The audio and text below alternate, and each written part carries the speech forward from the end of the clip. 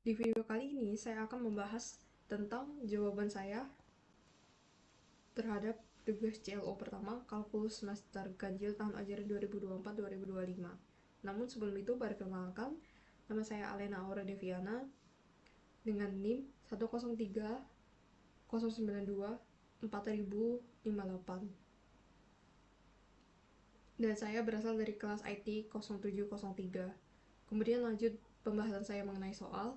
Jadi soal pertama, diketahui grafik sebuah fungsi eksponen Y sama dengan fx sama dengan A kali B pangkat X plus C, di mana fungsi eksponen tersebut melewati 3 titik, yaitu 0,4, 1,7, dan 2,13. Nah, kita disuruh menjawab 4 pertanyaan. Pertanyaan pertama atau A, carilah nilai A, B, dan C. B, hitunglah nilai f-1 dan f3. C, carilah bilangan bulat terkecil Z agar fz lebih dari 1 juta. Dan D, carilah bilangan bulat terbesar Z agar fz kurang dari 1001. Kemudian kita melanjutkan untuk mencari nilai A, B, dan C. Kita substitusikan titik-titik tersebut ke fungsi eksponen. Dimulai dari titik pertama, yaitu titik 0,4. Kita substitusikan ke fungsi eksponen menjadi f0 sama dengan A kali B pangkat 0 plus C, dimana ketika ada suatu bilangan dipangkatkan 0 sehingga hasilnya 1, dapat kita tulis menjadi A plus C sama dengan 4. Kemudian titik kedua yaitu 1,7, sehingga menjadi F1 sama dengan A kali B pangkat 1 plus C, sehingga kita mendapatkan persamaan A kali B plus C sama dengan 7. Kemudian titik 2,13 menjadi F2 sama dengan A kali B kuadrat plus C sama dengan 13. Nah, kita sudah mendapatkan 3 persamaan tersebut. Kemudian kita harus mengeliminasi. Yang pertama-tama kita mengeliminasi persamaan kedua dan persamaan ketiga. Kita eliminasi agar kita dapat menghilangkan nilai C-nya. Sehingga A kali B kuadrat plus C sama dengan 13 kurangi A kali B plus C sama dengan 7. Nah, kita mendapatkan persamaan A kali B kuadrat dikurangi A kali B sama dengan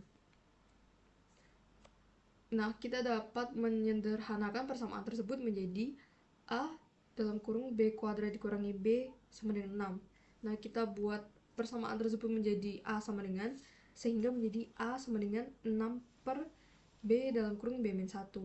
Nah, kita sudah mendapatkan persamaan keempat. Nah, persamaan keempat ini kita substitusikan ke persamaan 2 agar kita bisa mencari persamaan C sama dengan. Nah, persamaan kedua diketahui adalah A kali B plus C sama dengan 7. Nah, kan kita sudah mendapatkan A sama dengan 6 per B dalam kurung B-1. Kita substitusikan menjadi 6 per B dalam kurung B-1 kali B plus C sama dengan 7. Nah, kita dapat memperoleh persamaan 7 sama dengan, memperoleh persamaan C sama dengan, yaitu C sama dengan 7 dikurangi 6 per B-1. Nah, persamaan C sama dengan ini adalah persamaan kelima. Nah, kita bisa mensubstitusikan persamaan 5 ini ke dalam persamaan 1 agar kita bisa mendapatkan persamaan A sama dengan. Persamaan yang pertama adalah A plus C sama dengan 4. Nah, kita kan sudah memperoleh persamaan C sama dengan, sehingga kita substitusikan persamaan tersebut sehingga menjadi A plus 7 dikurangi 6 per B-1 sama dengan 4, sehingga kita memperoleh persamaan A sama dengan 6 per B-1 dikurangi 3. Itu persamaan ke-6. Nah, kita samakan persamaan ke-4 dan ke-6. Karena apa? Karena mereka berdua sama-sama persamaan dengan A sama dengan. Kemudian kita samakan, yaitu persamaan 4 adalah 6 per B dalam kurung B-1 sama dengan 6 per B kurangi 1 min 3. Nah, kita ubah semuanya agar kita samakan penyebutnya menjadi B dalam kurung B-1. Kemudian kita mendapatkan persamaan 6 per B dalam kurung B-1 sama dengan 6B per B dalam kurung B-1 dikurangi 3 kali B dalam kurung B-1 per B dalam kurung B-1. Kita sederhanakan bentuknya menjadi 6 per B dalam kurung B-1 sama dengan 6B dikurangi 3B dalam kurung B-1 per B dalam kurung B-1. Nah, kita bisa sederhanakan ruas kanannya menjadi 6B dikurangi 3B kuadrat plus 3B sama dengan 9B dikurangi 3B kuadrat. Sehingga kita mendapatkan bentuknya 6 per B dalam kurung B-1 sama dengan 9B dikurangi 3B kuadrat per B dalam kurung B-1. Nah, karena kedua penimbunya sudah sama, maka kita dapat langsung saja sederhanakan pembilangnya. Sehingga kita memperoleh 6 sama dengan 9B dikurangi 3B kuadrat. Lalu kita samakan semuanya ke ruas kiri. Sehingga kita memperoleh 3B kuadrat dikurangi 9B plus 6 sama dengan 0. Kita bisa sederhanakan dengan bagi semuanya dengan 3, sehingga B kuadrat dikurangi 3B plus 2 sama dengan 0. Kemudian kita faktorkan dan kita peroleh nilai B sama dengan 1 atau B sama dengan 2. Nah, kemudian kita substitusikan nilai B ini ke persamaan yang A, yaitu persamaan 6 per B dalam kurung B-1. Kita coba substitusikan B sama dengan 1 ke persamaan tersebut. Sehingga 6 per 1 dikurangi 1-1 sama aja seperti 6 per 0. Nah, itu tidak terdefinisi karena penimbunya 0. Kemudian kita mencoba nilai B sama dengan 2, yaitu kita memperoleh 6 per 2 dalam kurung 2-1 sama dengan 6 per 2 atau 6 dibagi 2 sama dengan 3. Nah, kemudian kita bisa memperoleh nilai B sama dengan 2 dan A sama dengan 3. Nah, kemudian kita substitusikan nilai A sama dengan 3 ini ke persamaan A plus C sama dengan 4 untuk memperoleh nilai C. Nah, kan persamaan A sama dengan 3, sehingga 3 plus C sama dengan 4. C sama dengan 4 dikurangi 3 sama dengan 1. Sehingga kita memperoleh nilai-nilai A, B, dan C, yaitu nilai A sama dengan 3, B sama dengan 2, dan C sama dengan 1. Karena kita sudah memperoleh nilai-nilai A, B, C, maka kita dapat menghitung nilai F-1 dan F3 yang ditanyakan oleh soal yang B. Nah, karena sebelumnya fungsi eksponennya adalah Fx sama dengan A kali B pangkat X plus C, maka karena kita sudah mengetahui nilai A, B, dan C, kita dapat mengubahnya menjadi bentuk Fx sama dengan 3 kali 2 pangkat X plus 1. Nah, kita mencoba substitusikan nilai F-1 ke fungsi eksponen tersebut, sehingga menjadi F-1 sama dengan 3 kali 2 pangkat min 1 plus 1 sama dengan 3 kali 1 per 2 plus 1. 3 per 2 plus 2 per 2 sama dengan 5 per 2. F-1 hasilnya 5 per 2. Kemudian kita coba hitung nilai F3 sama dengan 3 kali 2 pangkat 3 plus 1, dimana 2 pangkat 3 sama dengan 8, sehingga 3 kali 8 plus 1 sama dengan 24 plus 1 sama dengan 25. Kemudian kita lanjut ke bagian C, dimana kita harus mencari bilangan bulat terkecil Z agar Fz itu lebih dari 1 juta. Nah, kita substitusikan fungsi eksponen tersebut untuk menggantikan fungsi Fz, sehingga kita bisa masukkan menjadi persamaan berikut 3 kali 2 pangkat X plus 1 lebih dari 1 juta. Nah, kemudian kita bisa kurangi 2 ruasnya dengan min 1, sehingga kita bisa memperoleh persamaan 3 kali 2 pangkat X lebih dari 999,999. Nah, kita bisa bagi kedua ruasnya itu dengan 3, sehingga kita memperoleh 2 pangkat X itu lebih dari 3. Nah, kemudian kita bisa mengubahnya menjadi bentuk log, sehingga Z itu lebih dari log 2 dalam kurung 3.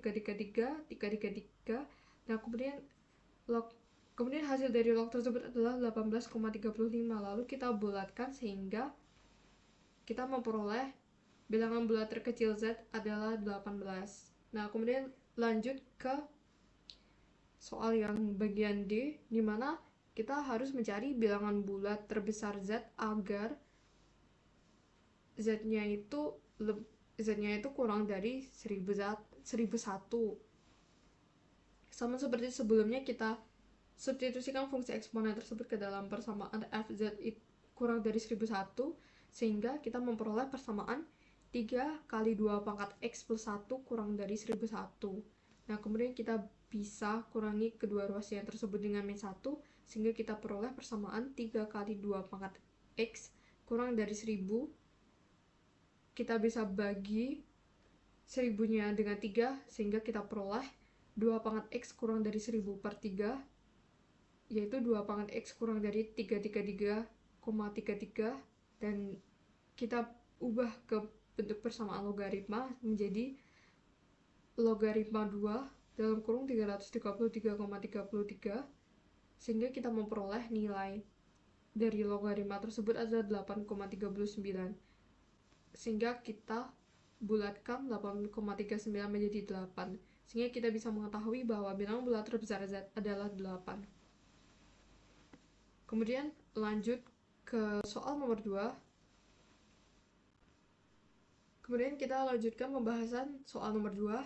Diketahui fungsi logaritma fx sama dengan log a dalam kurung x, dengan a adalah bilangan real non-negatif. Nah, grafik fungsi y sama dengan fx ditunjukkan oleh gambar berikut.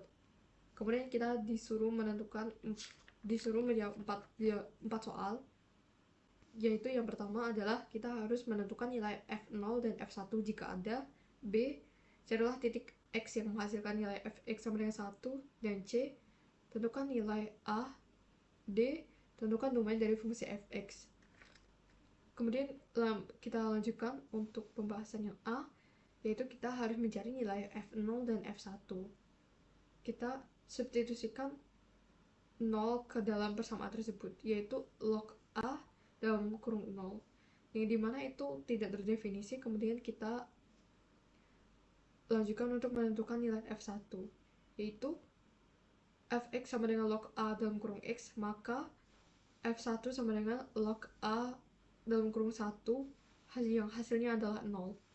Kemudian kita lanjutkan pembahasan yang B, yaitu carilah titik x yang menghasilkan nilai fx sama dengan 1, dimana ketika terdapat bentuk log a dalam kurung x sama dengan 1, maka x itu mendekati a.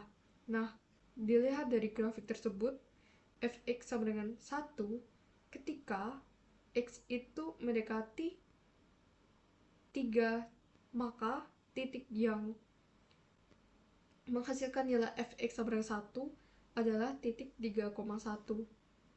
Kemudian C, kita harus menentukan nilai a. Ketika fx sama dengan 1